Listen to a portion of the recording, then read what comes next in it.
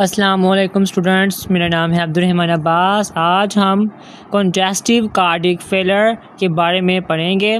ये हमारा dispenser technique chapter number 2 का टॉपिक है। सबसे पहले हम बुक पर इसकी डेफिनेशन रीड कर लेते हैं।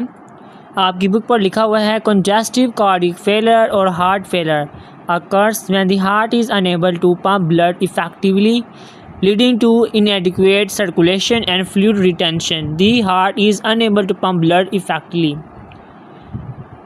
leading to a buildup of fluid in the lungs and other tissues.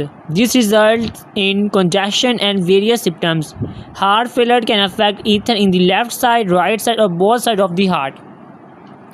जी, तो congestive cardiac failure जिसको हम CCF भी कहते हैं, एक ऐसी मेडिकल हालत है जिसमें दिल खून को इस तरह पंप नहीं कर पाता जैसे नॉर्मल तौर पर करना चाहिए।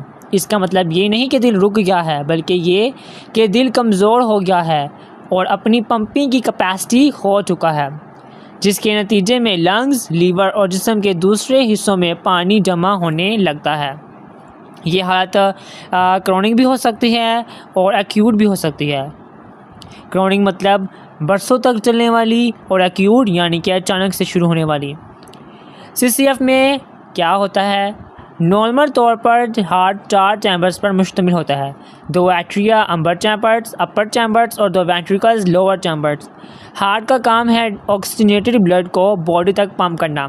जब किसी वजह से दिल की मसल्स कमज़ोर हो जाएं या तो कंट्रैक्ट करने में या रिलैक्स करने में, तो बॉडी तक खून नहीं पहुंचता और ब्लड लंग्स, लीवर और टिश्यूज़ में वापस जमा होना शुरू हो जाता है। इसलिए इसे कंजेस्टिव कहा जाता है, क्योंकि बॉडी के ऑर्गन्स कंजेशन का शिकार हो जाते हैं।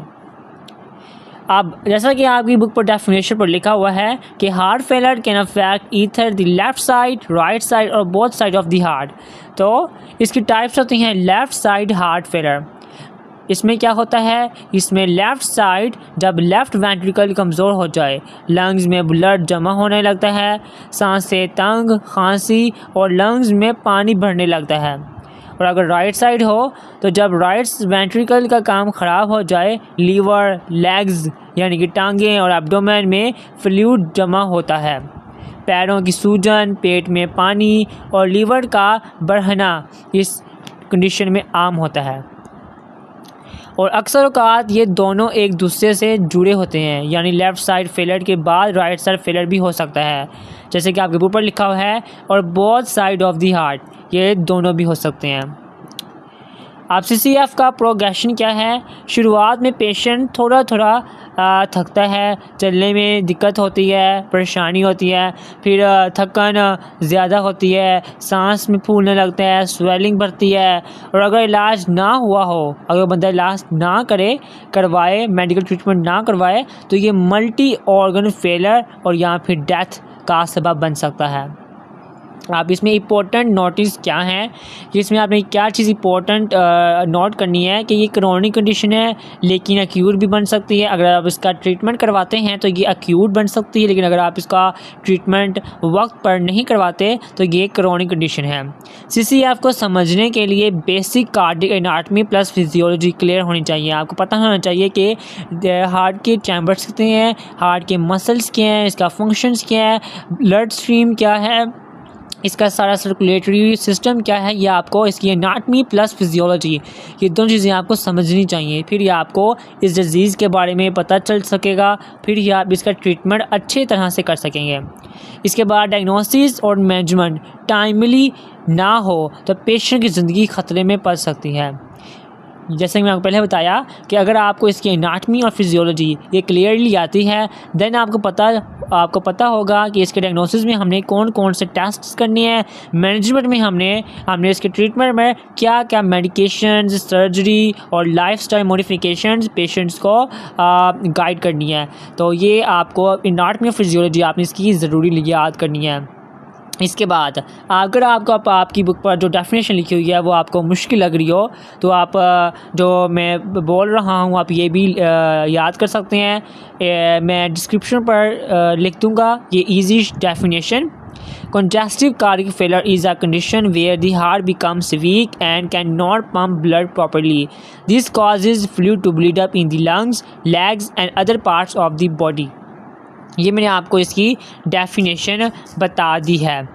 इसके बाद हम पढ़ेंगे इसके काजेज़ एंड सिम्टम्स। काजेज़ में आपको पता है कि वो चीज़ें होती हैं जिसमें हम को पता चलता है वजूहात जो होती हैं, तो हम इसके अब काजेज़ पढ़ते हैं। CCF जिसको जो शॉर्ट फॉर्म है इसकी और इसकी फुल फॉर्म है कंजेस्टिव कार्डियक फेलर। ये अक्सर औकात पेपर में CCF से भी पूछा जाता है, इसलिए आपने इसकी जो इसका मुखफ़िफ़ हैं हर डिज़ीज़ के वो भी आपने अच्छी तरह से याद कर लेने हैं, जहन में बिठा लेने हैं। अच्छा जी, CCF किसी भी ऐसी हालत के बाद हो सकता है जो दिल की मसल्स या वाल्व्स को कमज़ोर बना दे या हार्ट को बढ़ावा दे दे, जैसे वो खून को ठीक से पंप ना कर सके। जैसे कि हम पहले डिजीज़ पढ़ चुके हैं इस्केमिक हार्ट डिजीज़, दिल की शरीयानों की बंदिश। जब आर्टरीज में ब्लॉकेज हो, दिल को खून नहीं मिलता और मसल डैमेज हो जाता है, ये सबसे कॉमन काज है। तो फिर ये congestive cardiac failure heart failure की तरफ रुजू करता है। इस्केमिक हार्ट डिजीज़ भी इसकी मेन कॉज है। इसके बाद हाई ब्लड प्रेशर, ज़्यादा प्रेशर से हार्ट को ज़्यादा काम करना पड़ता है, ये भी आपका मेन कॉज है। इसके बाद है हार्ट वाल्व डिजीज़, दिल के शरीयानों दिल के वाल्व्स की बीमारियाँ जिनमें वो भी इसमें हो सकती हैं, बहुत अहम किरदार अदा करती हैं, वो भी इसमें काज होती हैं। वो भी अगर वाल्व्स जो आपके हैं वो इस तरह से ओपन क्लोज नहीं हो रहे, डिस्टर्बेंस को क्रिएट कर रहे हैं, ओवरलोड हो रहे हैं, तो इससे भी ये डिजीज़ हो सकती है। इसके बाद कार्डियोमायोपैथी और कॉन्जेनिटल हार्ट डिजीज़, इन्फेक्शंस हो सकते हैं, या मायोकार्डिटिस या एंडोकार्डिटिस, एनीमिया या थायराइड डिजीज़। तो ये सब चीज़ें कंजेस्टिव कार्डियक फेलियर की तरफ ले जा सकती हैं। इसके बाद इसकी जो है सिम्टम्स अब मैं आपको बताता हूँ। सिम्टम्स में क्या फ़ील होगा, जो इसके जनरल सिम्टम्स हैं, थकन होगी, कमज़ोरी, काम करने की हिम्मत ना रहना, एक्सरसाइज करने का दिल ना करना, यानी कि एक्सरसाइज जो लोग नहीं करते तो उन पर भी ये हो सकता है। आपकी बुक पर जो उसके कॉजेज़ लिखे हुए हैं वो लिखे हुए हैं hypertension, ischaemic heart disease, cardiomyopathy, valve heart disease and other factors. Other factors मैंने आपको बता दिए हैं कि अदर फैक्टर्स में इसमें क्या होता है, इन्फेक्शंस या एनीमिया, थायराइड ग्लैंड्स, ये इसके अदर फैक्टर्स हैं। और स्ट्रेस भी है, स्ट्रेस भी इसका कॉज हो सकता है। इसके बाद जो सिम्टम्स जो आपकी बुक पर लिखे हुए हैं वो लिखे हुए हैं symptoms of congestive heart failure can include shortness of breath especially during exertion और when lying down, persistent coughing or wheezing, fatigue and weakness, swelling in the legs, ankles or abdomen, rapid or irregular heartbeat। और अगर आपको मैं तफसील से बताऊं तो सांसें फूलना, रेस्ट में या सोते वक्त भी सांस तंग होती है, खांसी, खुश्क या कहते हैं बलगम वाली खांसी, फिर सीधे लेटने पर सांस तंग हो जाना, रात को अचानक उठकर सांस का बंद होना, ये इसकी कंडीशंस हैं। ये हैं लेफ़्ट साइडेड हार्ट फेलियर के। और जो राइट साइडेड हैं उसमें पैरों की सूजन, पेट में सूजन, दर्द वगैरह, नेक के जो वेन्स हैं उनका फूल जाना, और irregular heart beat, shortness of breath, और राइट साइड में डिस्कम्फर्ट होती है। तो ये इसके सिम्टम्स हैं। इसके बाद जो इसके सीवियर सिम्टम्स हैं CCF के, जो एक्स्ट्रा सीवियर सिम्टम्स हैं वो है weight gain due to fluid retention, decrease urine output, cold hands and feet, ठंडे हाथ, घबराहट, confusion, low oxygen supply to brain. तो ये इसके कहते हैं सिम्टम्स हैं। इस पर आपने गौर फिक्र करनी है। जब आपको ये ऐसे सिम्टम्स फील हों तो आपने फ़ौरन डॉक्टर से रिव्यू करवाना है। इसके बाद इसके जो डायग्नोसिस है जो लिखा हुआ है आपकी बुक पर, वो लिखा हुआ है diagnosis is often based on a combination of medical history, physical examination, imaging test such as echocardiography, blood test and sometimes cardiac catheterisation. अब इसमें क्या होता है, सबसे पहले हम मेडिकल हिस्ट्री चेक करेंगे। मेडिकल हिस्ट्री में हम पेशेंट्स का चेकअप करते हैं कि सांस लेने में दिक्कत होती है या नहीं, उसका टेस्ट लेंगे, पैरों या पेट में सूजन का टेस्ट लेंगे, डिफरेंट टेस्ट लेंगे। सबसे पहले हम क्या करेंगे, सबसे पहले हम फिज़िकल एग्जामिनेशन करेंगे, मेडिकल हिस्ट्री के बाद फिज़िकल एग्जामिनेशन करेंगे, रैपिड हार्ट बीट चेक करेंगे, फिर वेन डिस्टेंशन, फिर एडिमा वगैरह का टेस्ट करेंगे पैरों की सूजन के लिए, फिर क्रैकलेस इन लंग्स में आवाज़ आना, हेपाटोमेगली लेवर का बढ़ना, पेट में पानी, ये सब चीज़ें हम चेक करेंगे। इसके बाद ब्लड टेस्ट करेंगे। ब्लड टेस्ट में क्या होगा, बी टाइप नाट्रियूरेटिक पेप्टाइड। जब दिल ओवर स्ट्रेच होता है तो ये नॉर्मल हार्मोन रिलीज़ होता है, तो ये हम इसका टेस्ट करेंगे। फिर हम हीमोग्लोबिन का टेस्ट करेंगे, लेफ़्ट साइड भी और राइट साइड का भी, anaemia, liver, kidney functions assess के लिए। फिर लंग्स में पानी के लिए, पल्मोनरी एडिमा, दिल का साइज़ बढ़ने के लिए चेस्ट एक्सरे करेंगे, प्लूरल इन्फ्यूजन के लिए भी चेस्ट एक्सरे करेंगे, इलेक्ट्रोकार्डियोग्राम करेंगे, एकोकार्डियोग्राफी करेंगे, कार्डियक एमआरआई करेंगे, सीटी स्कैन करेंगे। अगर आपको लगे कि ये बहुत सीवियर कंडीशन है फिर हम कार्डियक एमआरआई करेंगे। कार्डियक एमआरआई क्या होता है, ये भी बहुत से स्टूडेंट्स को नहीं पता होता कि एमआरआई क्या होता है। एमआरआई कहते हैं मैग्नेटिक रेजोनेंस इमेजिंग, जो कि बहुत ही ज़्यादा आपको एडवांस लेवल की इमेजिंग स्टडीज़ इंफॉर्मेशन प्रोवाइड करता है। इसके बाद स्ट्रेस टेस्ट होगा, क्योंकि जो दिल के जो बीमारियां होती हैं उनमें ज़्यादातर जो कॉजेज़ होते हैं वो स्ट्रेस लेने से भी होती हैं। स्ट्रेस आपने बिल्कुल भी नहीं लेना। और आपको मैं एक बात बता दूं कि जो ट्रीटमेंट है, एक जो लाइन मुझे बहुत अच्छी लगी है और ये मैंने ख़ुद भी बहुत यूज़ की है जब मेरे पेपर्स हुए हैं, तो ये मैंने बहुत लाइन ट्रीटमेंट में यूज़ की है, क्योंकि बहुत अच्छी लाइन है। अगर आप ये किसी भी डिज़ीज़ के ट्रीटमेंट लिखने से पहले ये लाइन लिखते हैं तो एक बहुत ही अच्छा सा इंटरव्यू फेस बन जाता है, बहुत अच्छा लुकिंग होता है। तो आपने भी ये लाइन अच्छे से याद करनी है, या आपकी लाइन पर या बुक पर लाइन लिखी हुई है। लाइन क्या है, डिस्क्रिप्शन में मैं लिख दूंगा। Treatment aims to relieve symptoms, improve the quality of life and slow the progression of the disease. ये लाइन मुझे बहुत अच्छी लगी है और ये मैंने हर डिज़ीज़ के ट्रीटमेंट के पहले मैंने ये लाइन लिखी है, आगे मैंने उसका ट्रीटमेंट शुरू किया है। मैंने जो पिछली वीडियोज़ हैं वहाँ मैंने ये नहीं बताया, क्योंकि ये इस डिज़ीज़ में मैंने बाद में मैंने चेक किया तो मैंने कहा ये डिज़ीज़ कहते हैं डिज़ीज़ में जो ट्रीटमेंट की जो लाइन में लिखा हुआ है, ये जो स्टैंस ही बहुत अच्छा है और ये बहुत ही इफ़ेक्टिव है। ये पढ़ने में भी मज़ा आता है और इसकी जो इन्होंने वर्डिंग यूज़ की है तो वो अच्छी वर्डिंग यूज़ की हुई है। तो आप भी ये याद करें और ट्रीटमेंट के पहले ये लाइन लिखें। मुझे उम्मीद है एग्जामिनर आप ये पढ़ेगा उसको अच्छा लगेगा।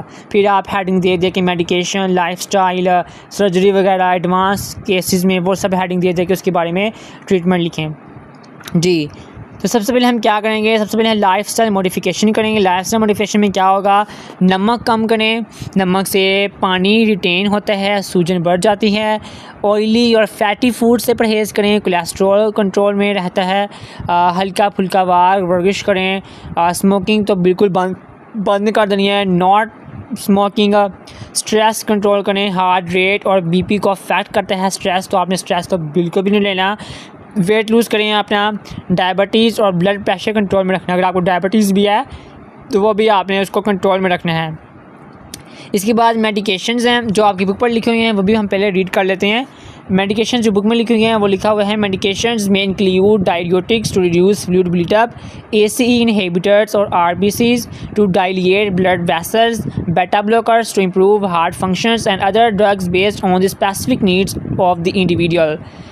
Lifestyle modifications including a hard healthy diet, regular exercise and sodium restriction are important components of management. In advanced cases, devices such as pacemakers or implantable cardiovascular defibrillators may be recommended.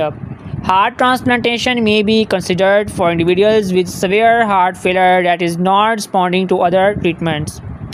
तो ये आपकी book पर लिखा हुआ है। तो इसमें treatment में हम क्या क्या करते हैं, डायरियोटिक्स यूज़ करेंगे, ACE इनहिबिटर्स, बेटा ब्लॉकर्स, एल्डोस्टेरोन एंटागोनिस्ट्स, फिर डिगॉक्सिन नाइट्रेट्स और ETC है। हर पेशेंट की कंडीशन के अकॉर्डिंग चीज़ें यूज़ करते हैं। ये नहीं है कि मैंने ये बताया है तो अगर आप खुद ही डॉक्टर बन जाएंगे ये सब देने लग जाए, नहीं, ये हर पेशेंट की कंडीशन के अकॉर्डिंग ये चीज़ें यूज़ करनी होती हैं। इसके बाद अगर सर्जरी वगैरह की तरफ जाना पड़ जाए, सीवियर कंडीशन हो जाए, तो फिर क्या होता है, फिर पेस मेकर यूज़ करते हैं, इम्प्लांटेबल कार्डियो वर्टर डिफिब्रिलेटर यूज़ करते हैं, कार्डियक थेरेपी होती है जिसे CRT कहते हैं। फिर क्या होता है, अगर सर्जिकल ऑप्शंस में valve repair, coronary artery bypass, grafting, ये भी एक बहुत ही अच्छा प्रोसेस है। हार्ट ट्रांसप्लांट होता है। तो ये चीज़ें हैं। इसके अलावा अगर आप अपना रेगुलर अपनी मॉनिटरिंग करें, अपना चेकअप करें रेगुलर, खुद को मॉनिटर करें, खुद को चेकअप खुद करें, आप फॉलो करें कि कौन कौन सी चीज़ें मैंने बेहतर की हैं, कौन सी चीज़ें मैंने बेहतर करनी है ताकि मेरा इलाज अच्छा हो सके। तो ये इसके में आता है भी, लाइफस्टाइल मॉडिफिकेशंस में आता है। तो ये था आज का लेक्चर, उम्मीद आपको अच्छा लगा होगा। अगर आपको मेरा लेक्चर अच्छा लगा हुआ तो प्लीज़ मेरे चैनल सब्सक्राइब करें। अगर आपको इस चैप्टर में से कोई भी, इस टॉपिक में से कोई भी क्वेश्चन हुआ, आपका कोई बात समझ ना आई हुई या कोई बात मुश्किल लगी हुई, तो आप कमेंट सेक्शन में पूछ सकते हैं, मैं आपको ज़रूर आंसर करूँगा। और मेरी कोशिश तो यही थी कि मैं आसान वर्डिंग यूज़ करूँ और आपके लिए आसान चीज़ें लेक्चर रिकॉर्ड करके अपलोड करूँ। फिर भी अगर आपको कुछ चीज़ मुश्किल लगी हुई तो आप मेरे से कमेंट सेक्शन में ज़रूर पूछें, मैं इंशाल्लाह आपका ज़रूर जवाब दूँगा। मुझे अपनी दुआ में याद रखें और प्लीज़ मेरे वीडियो को सब्सक्राइब करें, लाइक करें, शेयर करें और मिलते हैं अपनी नेक्स्ट वीडियो में, नेक्स्ट लेक्चर में। अल्लाह हाफिज़।